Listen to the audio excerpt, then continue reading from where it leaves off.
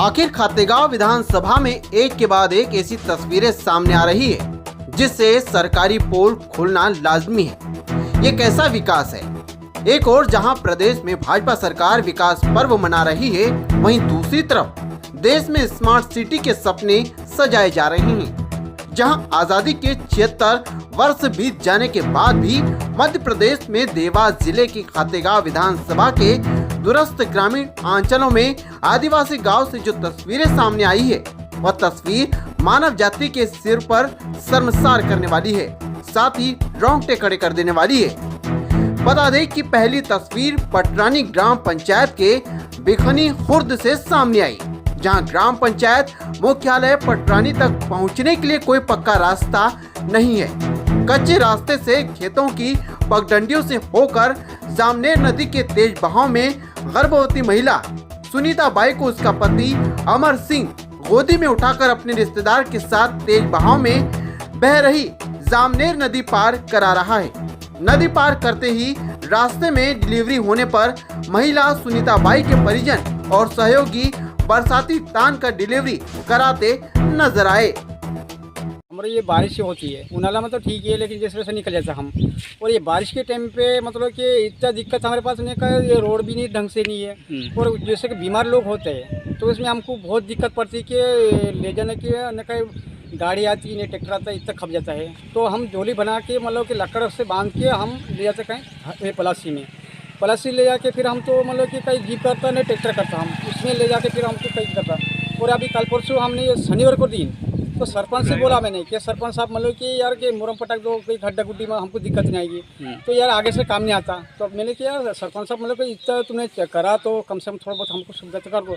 एक दिन भी वो लाड़ी को ले गए हम, तो मैं सरपंच से घर जाके किया मैंने, उसकी बहू थी, वो लाड़ी थी, उसके बोला था मैंने कि सरपंच ऐसी सी बात हमारी इससे नहीं, और उसमें खड्डा भर दो। तो क्या हाँ हम राजेश नहीं है, तो भैया वहाँ में राजेश नहीं है, तो चलो ठीक है, तुमने 1 घंटा चला जाए, ठीक है। तो अभी भी कल परसों ये मतलब लाड़ी बहू को ले गया था हमने, तो यहाँ से मतलब बेहोश हो गई थी। बेहोश होने के बाद में हमने 1 घंटा मतलब ये फ़ोन लगाया यहाँ से, एम्बुलेंस से बोला हमने, तो बोले कि 4 घंटे के बाद में आएंगे। 4 घंटे क्या करेंगे हम? 4 घंटे तक जब तक मरीज मर जाएगी। तो फिर हरांगांव जाके फिर वो अस्पताल में जाके फिर फ़ोन लगाया हमने, तो वहाँ से डायरेक्ट लगाया हमने फ़ोन, तो वहाँ से बोले कि 4 घंटे में आएगी। फिर हम गरीब आदमी वैसे भी, और हमारे पास ने कहा दाढ़ी की धंधा कहीं नहीं था, उसमें क्या किया हम गरीब आदमी, तो बोले कि उसमें कि 4 घंटे के बाद में आएंगे। तो 4 घंटे क्या करेंगे हम? मतलब फिर देवास से पहुँचाया लाड़ी को, और मतलब कि पैसा मतलब कहीं से ब्याज से उठा के फिर गाड़ी मतलब ये लालू ये गौली थी। वहीं दूसरी तस्वीर की बात करें तो दूसरी तस्वीर खातेगांव जनपद पंचायत की ग्राम पंचायत पलासी के पाचापुर गांव से सामने आई, जहां पंचायत मुख्यालय पलासी तक पहुंचने के लिए कोई पक्का मार्ग नहीं है। रविवार को गर्भवती महिला आशाबाई को उसका पति अर्जुन, ससुर सीताराम झोली में डालकर दलदल एवं कच्चे रास्ते से अस्पताल ले जाते हुए नजर आए। इस दौरान सास अपनी बहू को कपड़े से हवा करती नजर आ रही थी। ये हमारा बारिश में परेशानी बहुत होती है, दो खाल पड़ती है, उसमें पानी फूल आ जाए तो उतरने की भी बहुत परेशानी है।